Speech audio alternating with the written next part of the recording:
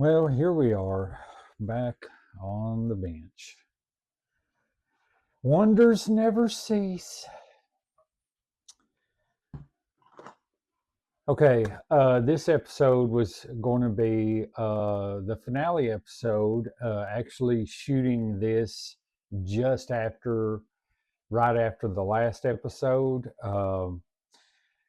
I decided while I had the time, I'd just go right into this episode and check out all these frets. And it looks like we have from right here to here is raised, and this whole fret rocks all the way across, and this whole fret rocks all the way across. This one does on this side, and everything is good up to the 23rd fret, and it rocks on either end but not in the middle. So I've had enough. I'm going to kill it. No, I'm just kidding. Uh, although I ought to after it shot at me and everything. And yeah, that's not cool, man. Okay, I'm trying an old trick. Sometimes this helps because I really don't want to file all of these.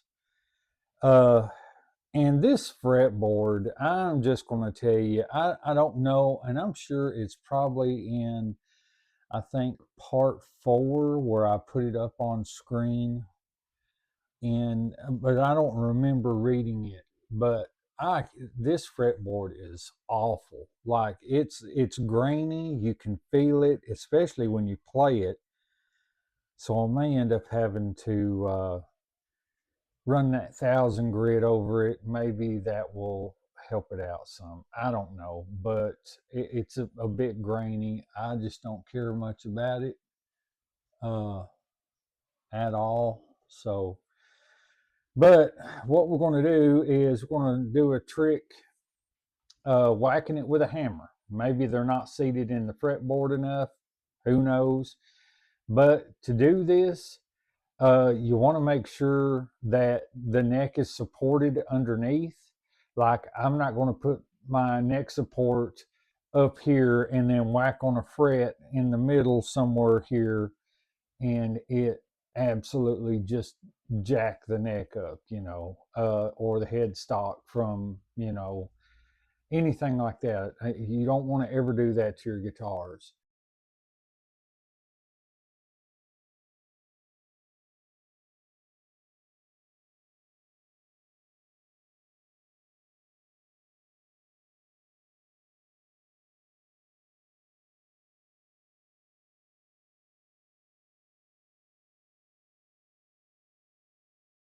Let's get her tuned back up, and then we'll go through all of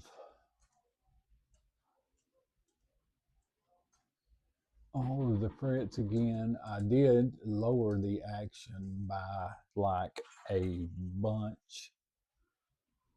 I didn't really like how the action was. Um, it was a little high for me, like way too high for me. Uh, I like for a good clean. I like for a good clean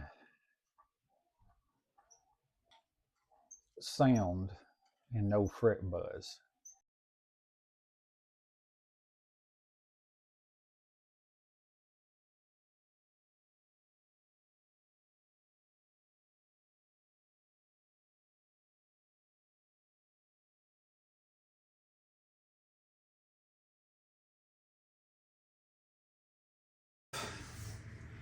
Beat the soup out of the frets to make sure they were all level. Turns out they were just not seated correctly, which I was so thankful for because I didn't want to have to do a whole fret leveling job for this. So we got that straightened out. The neck, we have no daylight at all showing. I will check it again. I know you guys can't see it, but it has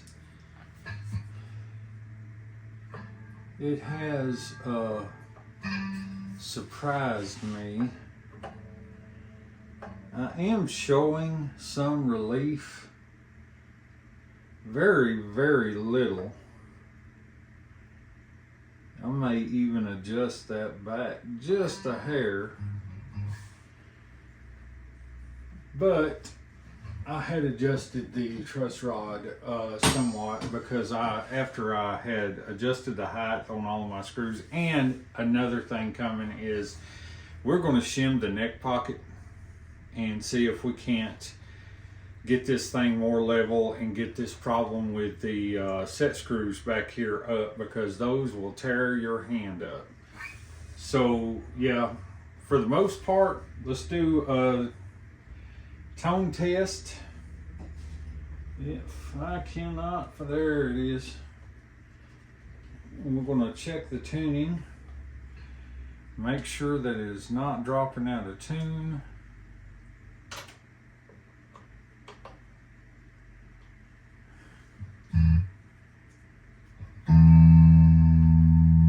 Just a little, but I have played this some off camera.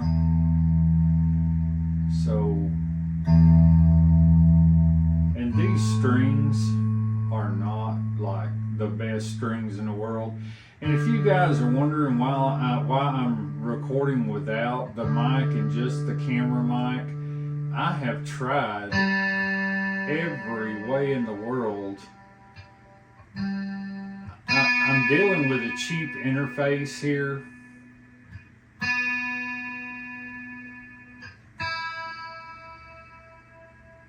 But I want you guys to have the room sound too. We're working with the Carvin and the MX5 as always.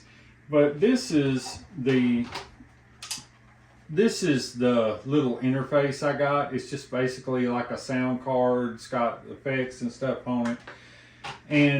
But it has a lot of background noise, and I figured if I would give you the room sound, then maybe you could hear, because running it through the mics and through that kind of changes the tone, and I don't want to put it through a DAW and then change this out to where it sounds completely different than what it does in the room. I want you guys to hear what it sounds like in the room. Much like the intro of this video was also done with a camera mic. The intro is just a little ditty that I played on the 5-string fretless Vasui guitar that I've got, running through a drum pedal and through some chorus, an EQ, and a noise gate, which I don't really need the noise gate for that guitar, but it cleans up a little bit of the background noise, not enough for y'all to pick up, but for me. And I just run that through that, filmed that part, then filmed the part where I play guitar along with the pedal, and that's basically the little what I call coffee and jam part at the beginning of this video. So we're going to run through tone test right now. I've got it on my warm clean rig. So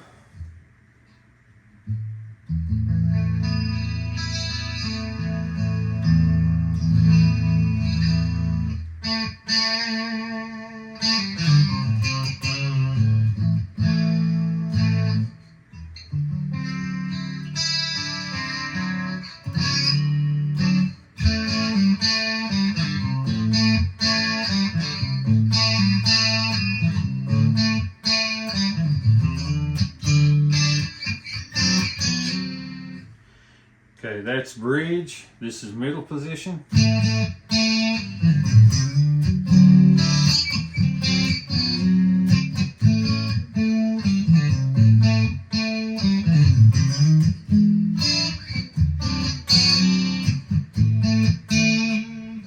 And neck.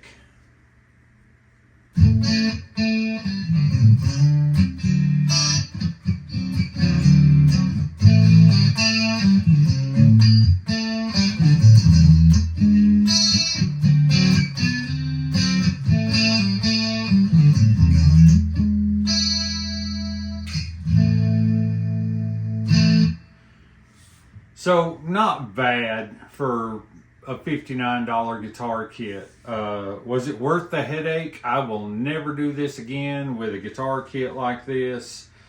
I have recently watched Tone Yeager's video where he put a Leo James kit together. I think that would be more my route and not have to worry about paint jobs, although I would like to get better at the paint job thing in the future. So, but if I'm going to do it again, it's going to be in the summertime when it's warm, the humidity's low, and you know, we can do it then so we don't have to worry about all the mishaps that I had. And I also said, remember saying that this was like a D shape, but it is not. It's when I started playing it, I know what a D shape feels like. That's basically Ibanez. Usually their wizard necks are like a slim D. That, you know, they're only about 3/4 of an inch thick. This is more like a modern C shape, and it does pretty well. I mean, it's comfortable in my hands. So I have a lot of different neck styles in the studio here, so I'm kind of adapted to all of them. And this is not, I mean, it's right up there with some of the other ones that I have in the studio. I have noticed since I have conditioned the fretboard that I can feel the edges of the frets a little bit more, not enough to cut me, but I do feel that. So let's play some rock and roll. How about that? Let's turn the overdrive off. This is my Soldano rig. It's basically based on the Soldano 100 head, and I am running it through an amp sim that is, let's see what the amp sim is.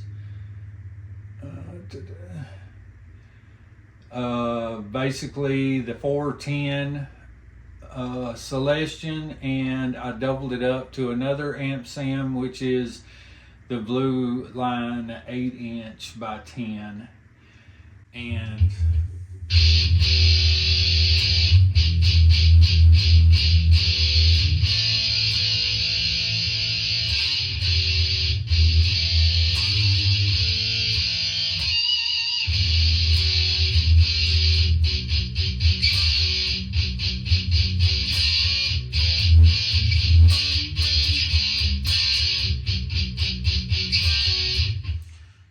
not too bad. That's bridge, middle position.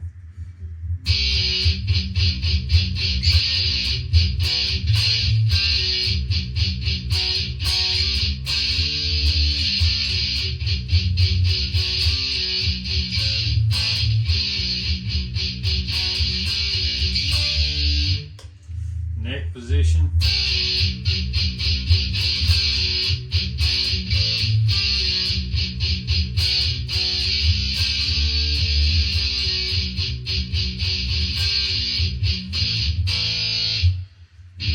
Okay, so let's put some effects on this, a little bit of delay, some chorus, and some reverb. Now I have all these effects pre-adjusted within the effect themselves. So let's, oh, and by the way, I have the bar off of it right now because the tip of it was white, and I painted it the base color of this purple. So that's why you're not seeing that.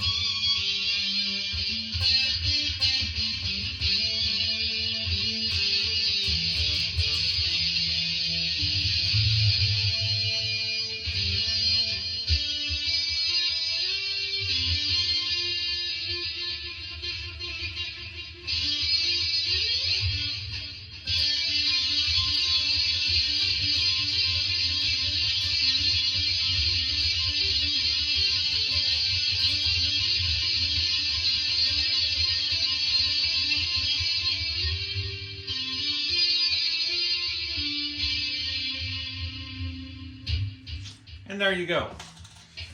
That's basically the tone test. Let's get into pros and cons. The pros. I gained experience from this. I've learned a little bit about clear coat, that it's not for me. I learned a cool paint technique along the way. I learned how to make cool labels at home with using just Scotch tape and my printer. I know I've probably showed this in the video, but I have Trouble's name on there now, so he's been branded. Thanks to my wife, she named it this because she said I growled about it through the whole thing, which I did. Another pro is not bad. It's sounding wise. Could be better, of course, but for $59 plus shipping, I was really surprised that it sounded as decent as it did. Another pro is the plug and play on the electronics. I found that was a winning factor for me, to be able to just plug all that up without having to do all that soldering. Not that soldering bothers me. I don't mind it, but it saved me some time as far as putting this together. Also, the neck is comfortable. I like the neck, even though it is going to have to be shimmed. I don't know if you guys can see, but right there is the set screws on the saddles. They're sticking way up, so I'm going to shim that neck, bring it back some so we can raise those saddles and get those screws out of the way. Any more pros? Oh, it stays in tune fairly well for no locking nut. And the tuners weren't bad. I was really suspicious of the tuners. I thought maybe that would be a bad thing. I thought that, they wouldn't hold tune or anything. But, once I got it set up, it kind of, it stays in tune exceptionally well. There's very little minor adjustments, which if you have variations in temperatures and stuff like that, that'll happen. Let's see. Let's move to the cons. The cons was not necessarily the guitar's fault, but my fault. Was the clear coat. I do not recommend this guitar if you've never done that before and you're looking to. If you're just going to paint 2 or 3 coats of a base color on it, then have at it, man. I mean, that's great. You can do that. Another con is this fretboard was so dry. It was unreal. I put 4 layers of Dunlop. Let's see, what was it? I applied Dunlop O2 fretboard conditioner to this 4 times, and every time it soaked it up like it was in the middle of the Sahara Desert.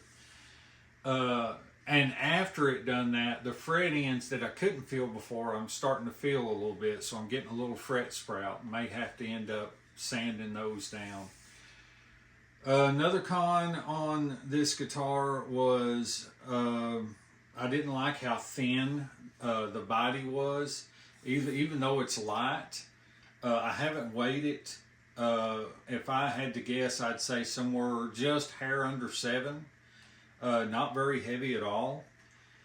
And another con was the pots. They do work great and they have a good smooth feel to them, but they're small pots. I'm just waiting for them to go bad. Let's see, another con. What was another con?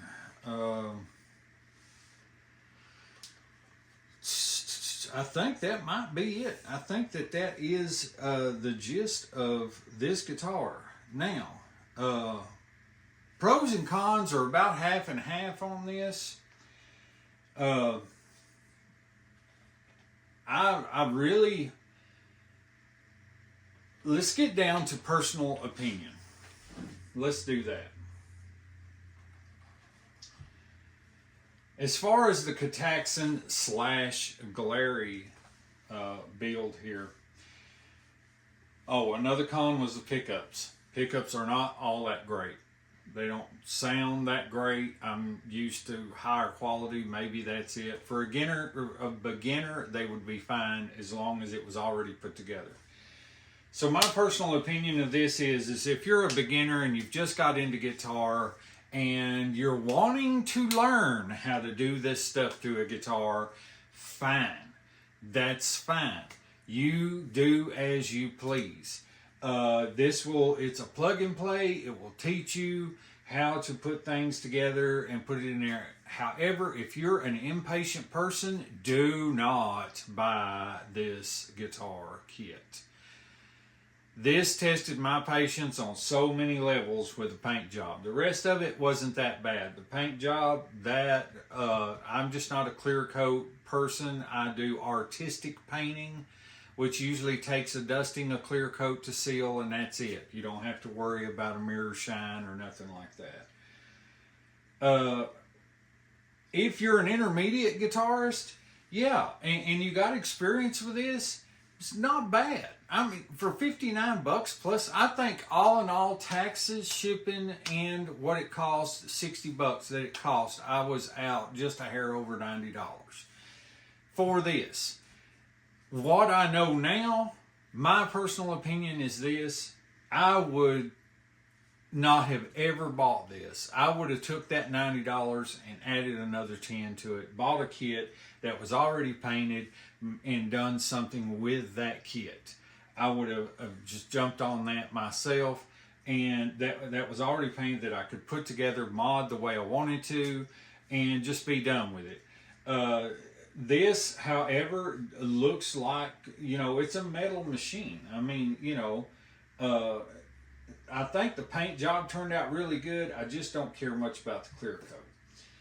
Another con was that it showed up with a bunch of raised frets. I think I counted like 5 in all once I got to really looking at it.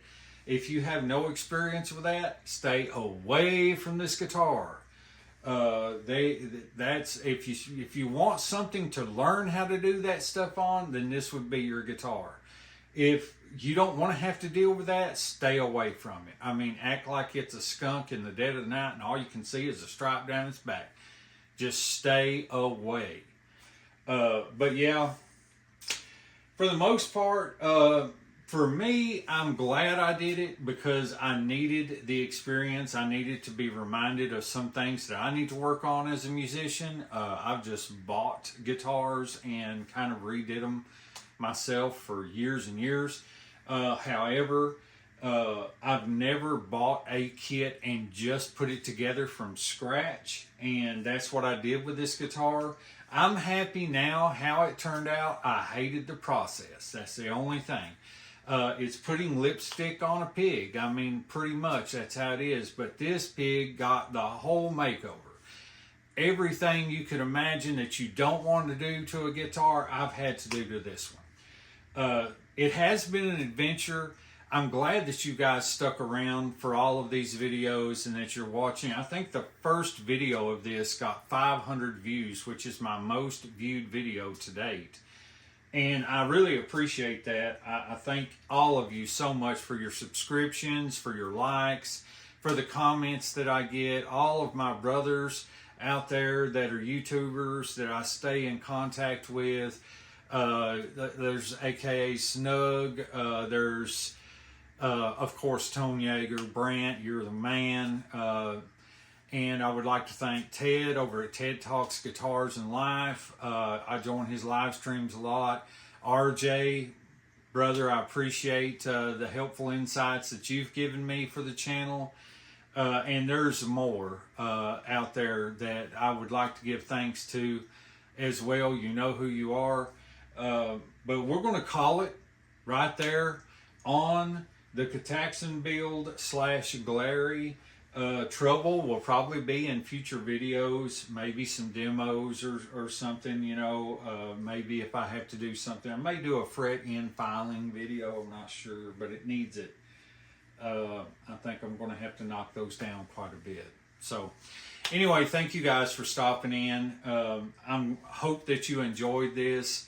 Once again, I really appreciate you guys stopping in here and joining me for this process, and especially getting run around the house with a gun by this thing. I'm thinking I might need a bulletproof vest. If y'all can like hook me up with that, I mean, really. But anyway, the door's closing, guys, so you got to leave. Thank you. Bye.